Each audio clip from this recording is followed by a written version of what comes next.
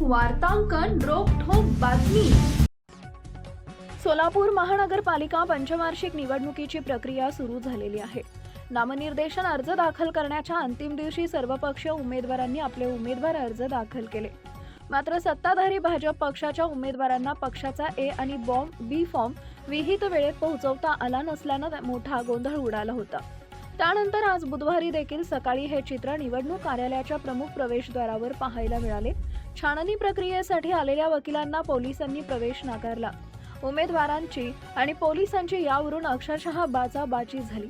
यावेळी शिवसेनेचे जिल्हा प्रमुख तथा उमेदवार अमोल शिंदे आणि काँग्रेसचे शहर अध्यक्ष तथा उमेदवार चेतन नरोटे यांनी नॉर्थ कोर्ट प्रशालेच्या मुख्य प्रवेशावर पोलिसांना वस्तुस्थिती सांगताना अक्षरशः झगडावे लागल्याचं चित्र दिसून आलं आहे।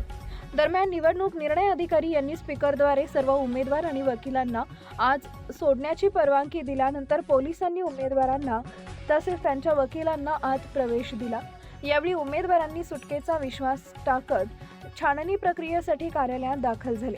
तर दुसरीकडे सोलापुरात एमआयएम पक्ष आणि राष्ट्रवादी काँग्रेस अजित पवार गटाला धक्का बसला असून प्रभाग 16 मधील एमआयएम पक्षाने अनुसूचित जातीमधील उमेदवार नागेश कांबळे यांची प्रतिज्ञापत्रावर सही न केल्याने त्यांचा अर्ज बाद करण्यात आला। तसेच माजी नगरसेवक विवेक खरटमल यांनी उमेदवारी अर्ज सोबत आपल्या जातीचा दाखला न जोडल्याने त्यांचाही अर्ज निवडणूक निर्णय अधिकारी यांनी बाद केला आहे।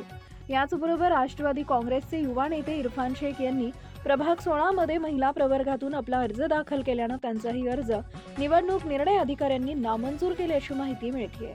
महाराष्ट्रातील महत्त्वाच्या आणि ताज्या बातम्या पाहण्यासाठी आमच्या जय हो न्यूज चॅनलला सबस्क्राइब करा आणि बेल आयकॉन प्रेस करा।